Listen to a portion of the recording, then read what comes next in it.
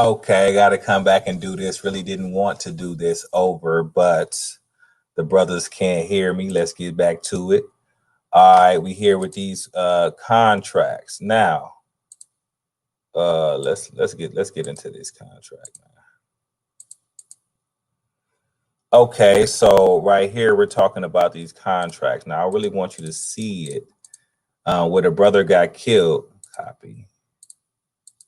This is their police contract right here. As we can zoom in here. City of Minneapolis Police Officers Federation. This is their labor agreement. This is their contract they give every low-life police. This is what that police officer signed in Minnesota. I mean, Minneapolis, yeah. When before he got this job and killed that brother. This is what he was signing. Okay, so this right here, and it goes to table of contents. The reason that I brought this out is because of this. All right, police unions have used their influence to establish unfair protections for police officers in their contracts with local, state, and federal government in the statewide law enforcement officers' Bill of Rights.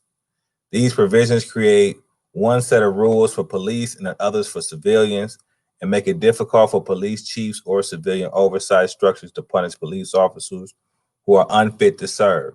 Learn more about how police union contracts help officers avoid accountability. All right, and all we have to do is look at them. Okay, we look at how they have you avoid accountability. Look at city of Minneapolis. Look at these low life motherfuckers. They got the table of contents. All you gotta do is read this. And listen, this is what it's gonna do, man. In this contract, right here, I'm gonna read this. Remove contract provisions, local policies, and provisions in state law enforcement officers' Bill of Rights laws that. Let me see if I can zoom in a little bit more. Yeah, laws that require officers to be given paid administrative leave or paid desk duty during an investigation following a police shooting or use of deadly force. Prevent officers from receiving unpaid suspension as discipline for misconduct, or allow officers to use vacation or discretionary time to pay themselves while on suspension. Allow officers to receive paid leave or paid desk duty after being charged with a felony offense. Now, if we go back to their contract, it does all of this in their contract. Why are we letting these? This is the easy thing we need to attack. Let me get down to the gritty. All right, let's go. Right here, discipline. The city, through the chief of Minneapolis Police Department, will discipline employees who have completed the required probationary period only for just cause. The unit measure for any suspension which may be assessed shall be in hours. So right here, and as we said earlier, it's going to be the chief of police, and he never does it. It talks about the appeal process. It also talks about the personnel data, which they will not allow us to have. So it goes into the disciplinary things. Let's continue to move. It also says that they're supposed to get a piss test. You know, when you mess up at a job or do something in a felony, you're supposed to take a drug test. When have you heard these police officers taking that drug test? All right, talks about transferring him. You know, well, look at the reasons why they're transferring them. Look, we're gonna transfer the police officer if you have behavior, attitude changes, conflicts with supervisors, co-workers, increase in complaints against the employee, increase in unexplained he's skipping work or whatever, absenteeism, replacement of an employee or a performance improvement plan. So this motherfucker is a performance improvement plan because he's doing all types of dirt. So they really get rid. They just, like I said, when they have dirty cops, it says it right here. Read it in week. They just transfer them because they have a bad attitude, because people are complaining about him, or he's on a person. Let's just transfer him somewhere else. So we see this is this is in their contract, that this is what you do to him. You just transfer him somewhere else. If he's a bad employee, if people are complaining about his police work, we're going to transfer him somewhere else. All right. And just to continue, let me zoom out. We see places like, okay, administrative leave. Okay, you see right here, pending investigation of allegation of misconduct. All right. So it said the chief. So this is right here. Let's get into this, man.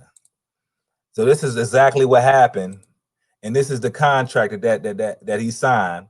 The chief and his or her designee in his or her sole discretion may place an employee on paid administrative leave of absent or limited duty status pending the investigation of allegations of severe misconduct. So it said the chief of police is the one that puts them on paid administrative leave. The chief.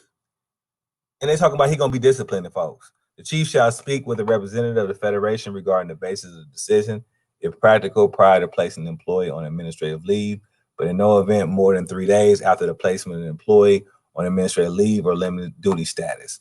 With regard to allegations that are under investigation by or at the discretion of the MPD, the chief shall cause the allegation to be investigated as promptly as possible without compromising the thoroughness and impartiality of the investigation. Now, you know that's garbage. Ain't no impartiality. Let's keep it moving. Once the investigation is concluded, the chief will promptly make a decision to whether the discipline is to be imposed, and if so, the level of discipline, and notify the employee. So the chief is the only one that's going to be doing anything. You can put him on paid administrative leave after doing a severe misconduct, and then the chief is going to say he's going to be the only one that give him any type of discipline. All right, so we see this misconduct. All right, critical incidents. So it just talks about what the different things you do if you shot somebody: compel statement, witness argument, involve argument, police report. So it goes down to different provisions that you take. Just to get back here, fair police contracts, they're not fair, obviously. You know what I mean? They have in the police contract, it allows officers to wait 48 hours before being interrogated after the incident. Prevents investigators from pursuing other cases of misconduct revealed during the investigation. Prevents the officer's name or picture from being released to the public. And they do that. That was in there. Prohibit civilians from having power to discipline, subpoena, or interrogate police officers.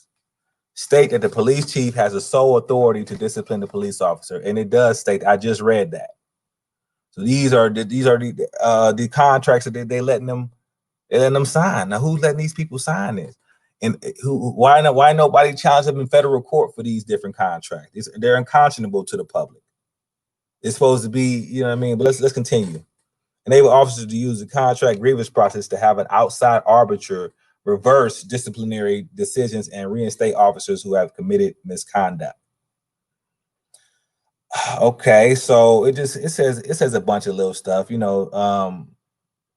said remove contract provisions, local and state policies, provisions of law enforcement officers, Bill of Laws, to expunge or destroy records of past misconduct from their disciplinary file, to prevent their disciplinary records from being released to the public. Freedom of Information Act. So right here, this is what we're seeing. You know what I mean? These contracts that they're given are unconscionable, and we can see them. And you look at this contract for the period of January 1st. So where's the new contract? They made a new one this year. They made a new one. They didn't even put it on the internet yet. And who allowed these contracts, and why nobody challenging these unconscionable contracts in federal court? They just allow these contracts to take place, and they're getting paid by our tax. Let's continue though. So one more thing I want to show you about unconscionable contracts. Let me see. As we can see here, this is another contract that these people are getting bribed with. Why is it taking all day? All right, right here we see Office of Child Support Fiscal Administration. All right, the sheriff's department, they get paid $156 every time they arrest you or serve a warrant. So they can serve a warrant, meaning they can come to your house, say you have a warrant, and we're gonna form for your arrest. They can either serve it because they couldn't find you or arrest your ass. All right. So this is the contract. Let's get into it right here. And the reason I'm saying this, right, and I'm bringing up this in this particular instance, is because child support is a single separate entity. That's why they're independent contractors. You see in verse 18, the contractor and his agent, employees, and subcontractor will act in the performance of this child support Title 40 contract in an independent capacity and not as officers or employees of the state of Ohio or child support enforcement agencies. So when they are arresting people for child support, they cannot, if they get sued, it's on this contract that they cannot say that they're officers of the state or child support. They have to take this on the chin, on an independent. You have to sue them independently because they're not connected with child support.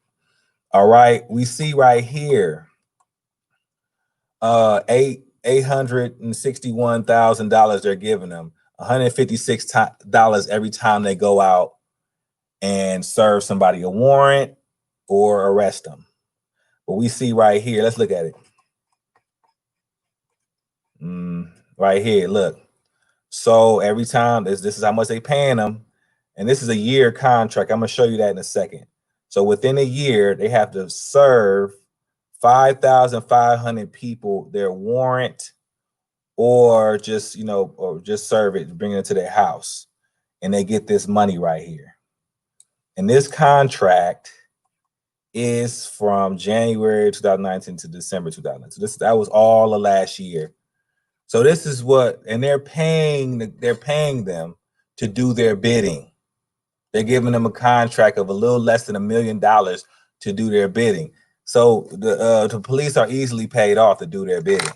They would not do that if they would not do child support, pick up nobody for child support if they didn't pay them almost $1 million. Because first of all, none of the contract, when you have a warrant, you need to get it signed by a judge. They never can get. You can't sign it by child support doesn't have any judges because they're ran by their administrative hearings ran by the executive branch. But that's a little deep. But just want to throw that out here that people are controlling the cops with money. All right, they're controlling them with money and through these contracts. Look at these contracts. Believe me, they like it just said, like I just showed you. Believe me, they went out. They tried to go out 5,000 times every time. It's only 365 days in a year, 4 days in a year. How are they going? How are they doing all of this? They must really be using they're trying to get that money. So I'm pretty sure a good chunk of the police force is out doing their bidding. All right, contractually. So we just got to look at these contracts of these dirty people. I apologize for the first broadcast, and I appreciate you, family.